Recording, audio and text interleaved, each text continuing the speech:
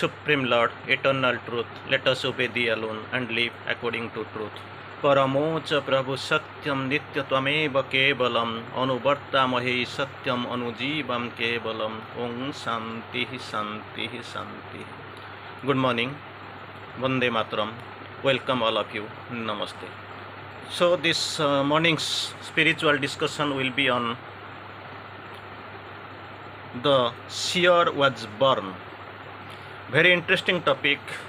Of course, we are going to focus on the glory and magnanimity of the Lord. So it is from his writings only, from Savitri. The part of the sentence it is taken for discussion today. A seer was born. So on this topic only we are going to concentrate a little bit in Sri Aurobindo's philosophy, especially on Savitri, about the Lord, our Master. So the topic of this discussion will be on a seer was born, the shining guest of time. Already we have seen, to some extent we have already discussed. Sri Aurobindo quotes here, a seer was born, a shining guest of time. For him, mind's limiting firmaments ceased above. There was no activation of mind, no need of mind's limiting firmaments ceased above. Below it was there after his spiritual adventure, when he lifted his base of consciousness, that mind's limiting firmaments ceased above. In the griffin forefront of night and day, very beautiful imagery, that image is taken. In the griffin forefront of the night and day, a gap was rent in the unconcealing vault. A gap was there.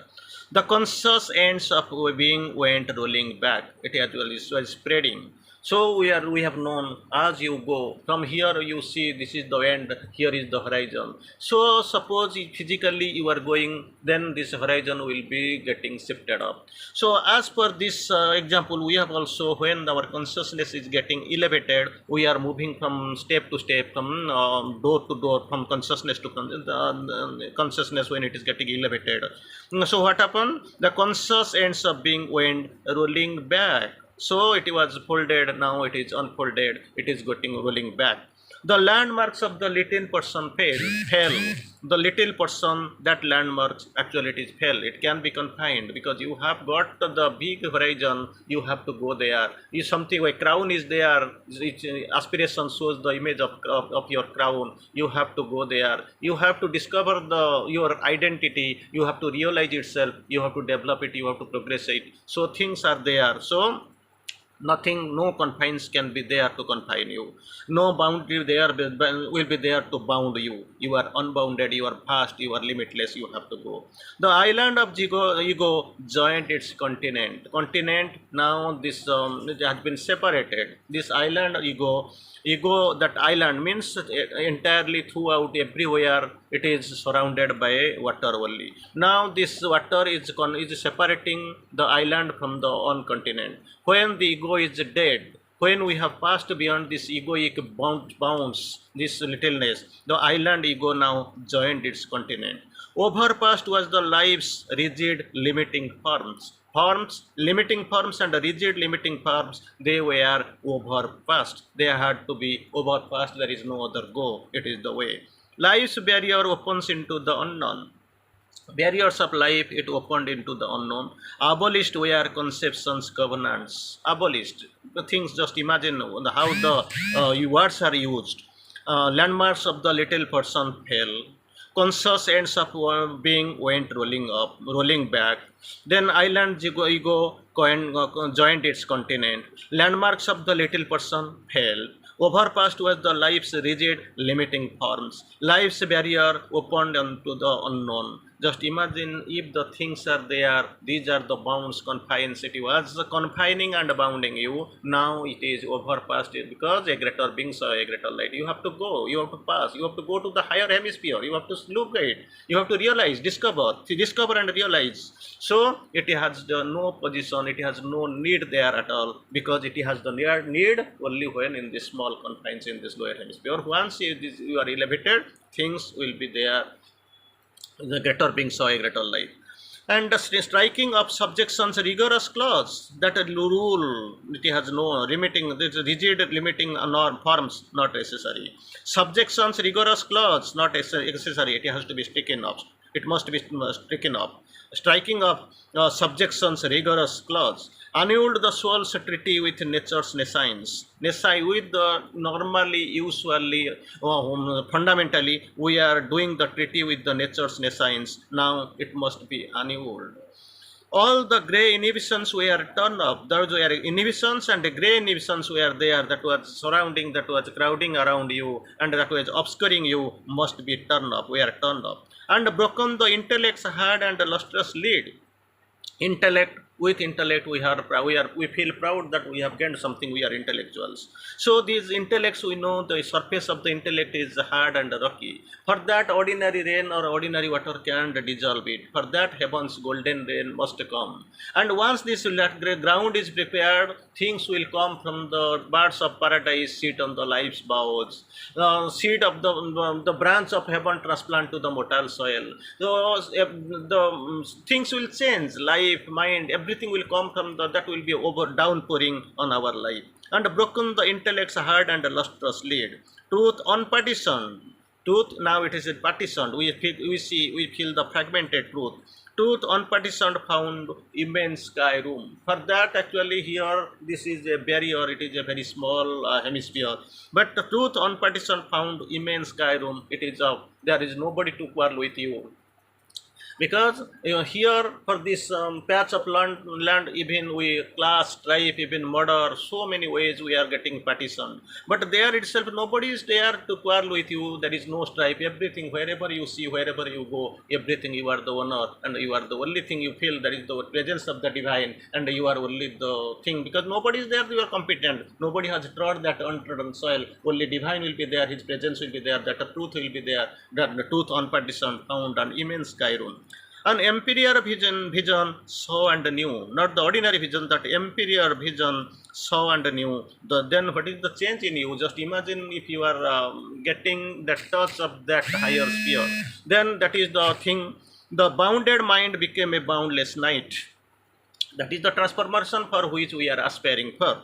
The bounded mind became a boundless night. The finite self mated with the infinity. The thing is the change. A bounded mind became a boundless light. Mind became light. Mind now it is bounded. The mind has become to be transformed to the light, and bounded became the boundless. This is the change. This is the transformation we are going to achieve. Mind of night. What is the purpose of this transformation? Mind of night will be transformed to the mind of light. Here in the course, the bounded mind became a boundless light. The finite self mated with the infinity. We are finite, aspiring to get united with the unite ourselves with the infinity, and it has become in case of the Lord. His march now soared into an eagle's flight. Just imagine we see eagle flighting, piercing, and it is tearing the heart of the sky. It is moving fast. Like this, his march now soared into an eagle's flight. So things whatever have been described till now already we are discussing on Seer was born the shining guest of time. About the Lord only we are discussing. Out of the apprenticeship to ignorance, wisdom appraised him to her mastercraft. Before some line we have also seen.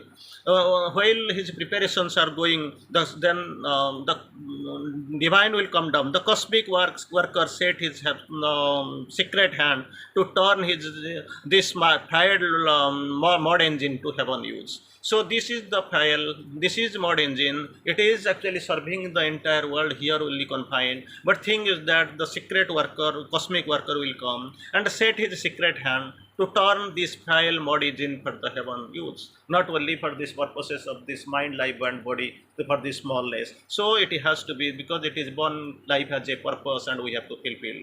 So it is done. So before that it is also written, his thought stretches into infinitudes. Just imagine, his thought stretches to infinitudes. Our thoughts are confined to this round corner room. So All in him turns to spirit vastnesses. Now itself we are not able to know where is the spirit and what is the purpose and what for it is there. It is with us. His soul breaks out to join the oversoul. His life is oceaned by that super life. He has drunk from the breasts of the mothers of the world. This was the change. This was the difference. For that, actually, this is the elevated base. This is the story of the elevated consciousness of the Lord, of the Master, of the Supreme. So, out of the apprenticeship to ignorance, wisdom appraised him to its mastercraft. Wisdom appraised him to its mastercraft. Then what happened? And made him an archmason of the soul, not the archmason of this ordinary earthly construction, but archmason of the soul. That is a separate and fundamental different criteria. A builder of the immortal secret house, the archmason, he has to do something. But what? Archmason not of this worldly construction, worldly builder, but actually it is the archmason of the soul. What he has to arc, if there is he is an archmason and made the archmason of soul, his purpose is a builder of the immortal secret house. He has to build. He is the builder of the what? The immortal secret house, an aspirant to supernal timelessness. Timelessness, so aspirant to the supernal timelessness. So that time becoming the archmason, he has been changed. A seer was born, shining guest of time. So he has been prepared. The cosmic worker has prepared him, being saved and received, being made and remade, being prepared and re-prepared. Then what is the scenario? What is the change for him? Freedom and empire call to him from on high. There is a call. We have also call. Every day we see, we listen also that call. The call from our friends, relatives, environment, and so many things. But initial call, that we are not able to understand, not able to hear the unuttered sound. But here in the course here, freedom and empire. Of course, it is the divine. Writing the divine experience in the divine letters. That is a glory, that is the beauty of his writing actually. The divine, writing the divine experience in the divine letter, in his divine poem. This is the glory, this is the beauty we are actually concentrating of. Freedom and empire called to him from on high. Here the freedom 1947, 15th August, that is not the case for Indians, for us. But freedom and empire called to him from on high. True freedom is the spirit's freedom. Truth, freedom and empire. Empire is not the small province where we are ruling over. That is not the empire. Empire that is there on the past, it is preserved for you. Called to him from on high. Then Sri Aurobindo puts up, above mind's twilight and life star-led life. Two conditions are there. Everything claims that we are spiritual, we are leading a spiritual life, we are in the spiritual track, we have gone to the ashram, we are doing the mother's work, we are the two big organizers and all. Many ways, many claims, many talks are there. But Sri Aurobindo claims that only the spiritual life talk starts with getting contact with the spiritual being, with the psychic being. Once you are getting contact with the psychic being and the spiritual psychic contact, once you are achieving, then only the spiritual life begins. There is not the end. So without the contact with the psychic contact, no spiritual life is possible. Only even if we are going, this is only we are applying, we are applicants or aspirants. Here in the quotes in 2 lines how the spiritual life, spiritual day really starts. Above mind's twilight. Twilight means end of the day or end of the night, twice a day. Of course, within 24 hours, twice the twilight comes. Above the mind's twilight and life starlit night. Mind's phenomenon, that karnama is over. Life starlit night. Starlit night means it is all the enjoyings, all the desires, everything is getting hushed up. Then what happens? They are gleamed the dawn of a spiritual day. The dawn of the spiritual day, they are gleams only. Then what is your feeling really? So, humanity framed his movements less and less. Humanity framed his movements, his work is getting squeezed. A greater being saw a greater world. For that, actually, he had descended, a colonist from immortality. Thank you, Vande Mataram.